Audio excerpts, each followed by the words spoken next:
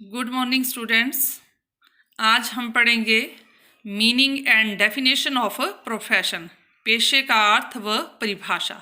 लेकिन इसको पढ़ने से पहले हम एक नज़र मारते हैं जो हम पीछे पढ़ चुके हैं। सबसे पहले हमने इसमें किया था ह्यूमन एक्टिविटीज़, मानवीय क्रियाएं। दो प्रकार की होती हैं, economic activities, non economic activities. Economic activities वो होती हैं जो मनी से रिलेटेड होती हैं और नॉन इकोनॉमिक एक्टिविटीज़ वो होती हैं जो मनी से रिलेटेड नहीं होती। फिर इसके टाइप्स किए थे कि इकोनॉमिक एक्टिविटीज़ 3 प्रकार की होती हैं। पहली आई थी इसमें बिजनेस, दूसरी आई थी प्रोफेशन, तीसरी आई थी एम्प्लॉयमेंट। तीनों का मीनिंग मैंने थोड़ा थोड़ा आपको बता दिया था, लेकिन आज फिर से मैंने द्वारा आपको बिज़नेस के बारे में बताया था, बिज़नेस क्या होता है थोड़ा डिटेल में बताया था और इसके क्या फीचर्स होते हैं वो बताया था। अब उसी तरह से हम प्रोफेशन के बारे में भी पढ़ेंगे कि प्रोफेशन क्या होता है और इसके क्या फीचर्स हैं। तो प्रोफेशन क्या होता है? Profession is an economic activity that requires special knowledge and skill of an individual for earning their livings।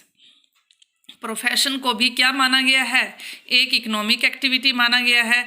ये इकोनॉमिक एक्टिविटी क्यों है? क्योंकि ये भी मनी से रिलेटेड है। That require special knowledge and skill, लेकिन इसमें किस चीज़ का होना बहुत ज़रूरी है? स्पेशल नॉलेज और स्किल का होना बहुत ज़रूरी है किसी व्यक्ति के लिए, ताकि वो अपनी इससे क्या चला सकता है, अपनी जीविका को चला सकता है। बिजनेस भी क्या है? इकोनॉमिक एक्टिविटी है। उसमें जो अर्न किया जाता है उसको बोलते हैं प्रॉफिट। लेकिन प्रोफेशन भी क्या है? एक इकोनॉमिक एक्टिविटी है। इसमें जो अर्न किया जाता है उसको प्रॉफिट का नाम ना देकर फीस का नाम दिया जाता है। जैसे इसमें आते हैं लॉयर, डॉक्टर, सीए यानी कि चार्टर्ड अकाउंटेंट। लॉयर क्या करता है? लॉयर ने स्पेशल नॉलेज और ट्रेनिंग ली हुई है। वकील बनने के लिए वकालत करनी पड़ती है, ट्रेनिंग करनी पड़ती है, और फिर जब वो अपने क्लाइंट का केस लड़ता है तो बदले में क्या लेता है? फीस लेता है। उसको हम ये नहीं कहते हैं कि वो प्रॉफिट ले रहा है, उसको क्या नाम दिया जाता है? फीस का नाम दिया जाता है। होती वो मनी है लेकिन नाम दिया जाता है फीस का। उसी तरह से डॉक्टर है, डॉक्टरी की है, MBBS की है, कोई ट्रेनिंग की है डॉक्टरी की उसने, और वो अपने पेशेंट का ट्रीटमेंट कर रहा है तो बदले में जो लेता है उसको भी कहा जाता है फीस। तो उसको भी प्रॉफिट का नाम ना देकर फीस का नाम दिया जाता है। और फीस भी क्या होती है? मनी होती है। उसी तरह से चार्टर्ड अकाउंटेंट हैं, बड़ी बड़ी कंपनीज़ में अपनी सर्विसेज देते हैं ये, और बदले में ये भी क्या लेते हैं? फीस लेते हैं, और वो भी क्या होती है? मनी होती है। यानी कि फीस जो है वो भी मनी होती है, इसलिए इसको इकोनॉमिक एक्टिविटी कहा गया है। बिजनेस में प्रॉफिट अर्न किया जाता है, प्रॉफिट भी क्या होती है? मनी होती है, इसलिए बिजनेस भी क्या है? एक इकोनॉमिक एक्टिविटी है। अब इसमें जो है, जो प्रोफेशनल व्यक्ति होते हैं वो अपनी सर्विसेज प्रोवाइड करवाते हैं, लोगों को, पब्लिक को सर्विस प्रोवाइड करते हैं और बदले में जो है वो फीस लेते हैं। अब इसके फीचर्स, पहला है नॉलेज एंड ट्रेनिंग। तो प्रोफेशन में इसके मीनिंग में ही जैसे कि मैंने बताया था कि इसमें क्या होना चाहिए? नॉलेज होना चाहिए और ट्रेनिंग होना चाहिए। अब बिजनेस शुरू करने के लिए किसी प्रकार की आपको ट्रेनिंग करना ज़रूरी नहीं है, कोई आपके पास सर्टिफिकेट का होना ज़रूरी नहीं है, लेकिन एक प्रोफेशनल व्यक्ति बनने के लिए आपके पास नॉलेज और ट्रेनिंग का होना बहुत ज़रूरी है। आपके पास डिग्री होनी चाहिए, तभी आप जो है वो पेशेवर व्यक्ति कहलाओगे। जैसे डॉक्टर बनने के लिए डॉक्टर की डिग्री का होना ज़रूरी है, लॉयर बनने के लिए वकालत की डिग्री होना आपके पास ज़रूरी है। इसलिए चार्टर्ड अकाउंटेंट बनने के लिए जैसे इसमें टीचर भी आ जाते हैं, इसमें इंजीनियर भी आ जाते हैं। इंजीनियरिंग के लिए क्या होता है? BTech MTech करनी ज़रूरी होती है। इस तरह से कोई ना कोई ट्रेनिंग और डिग्री उनके पास होनी ज़रूरी होती है प्रोफेशनल व्यक्ति बनने के लिए। Second, restricted entry. Restricted entry का मतलब है कोई भी व्यक्ति जो है वो प्रोफेशनल व्यक्ति नहीं बन सकता जब तक कि उसने कोई सर्टिफिकेट ना या ट्रेनिंग ना हासिल की हो। बिजनेसमैन बनने के लिए किसी सर्टिफिकेट का, किसी ट्रेनिंग का होना ज़रूरी नहीं है।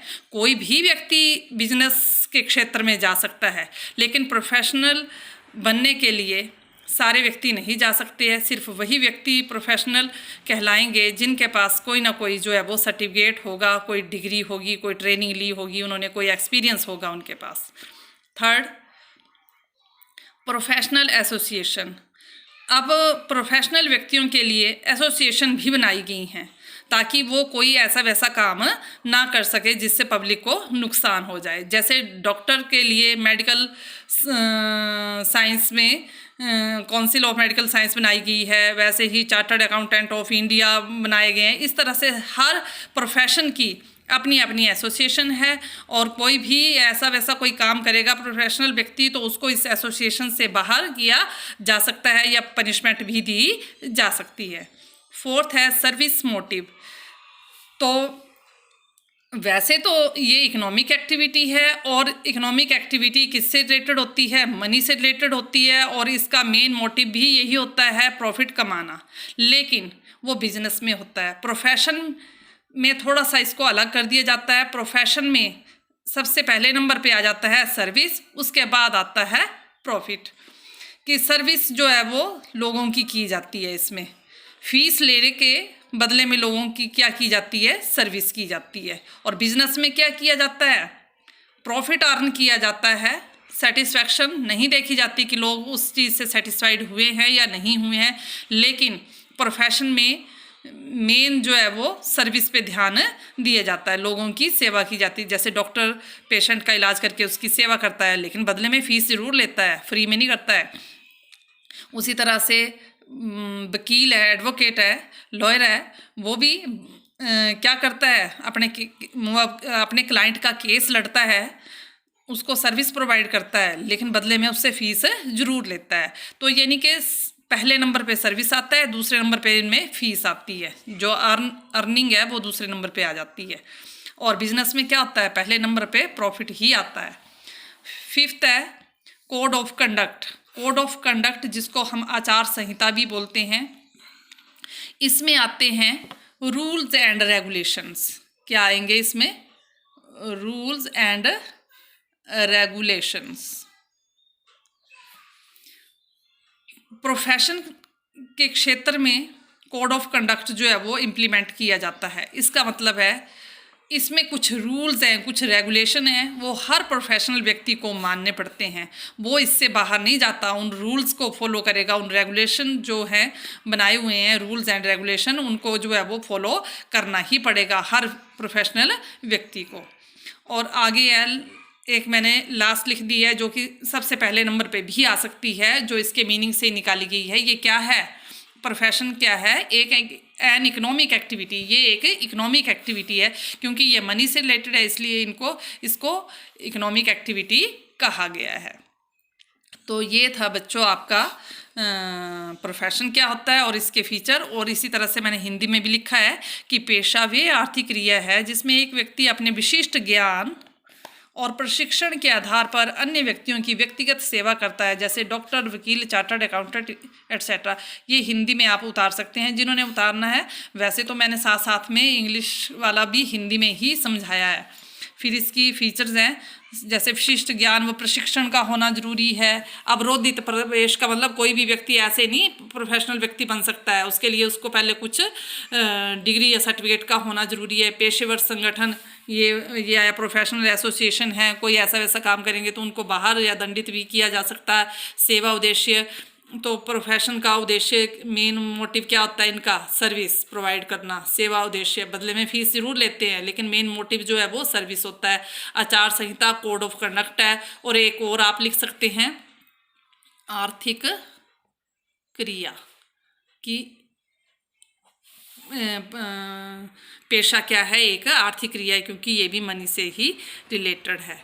तो ये था बेटा आपका आज प्रोफेशन और इसके फीचर्स। अगर आपको कोई प्रॉब्लम आ रही हो तो आप मुझे पूछ सकते हैं, और आप अपना होमवर्क करिए और मुझे दिखाइए भी ज़रूर। Thank you.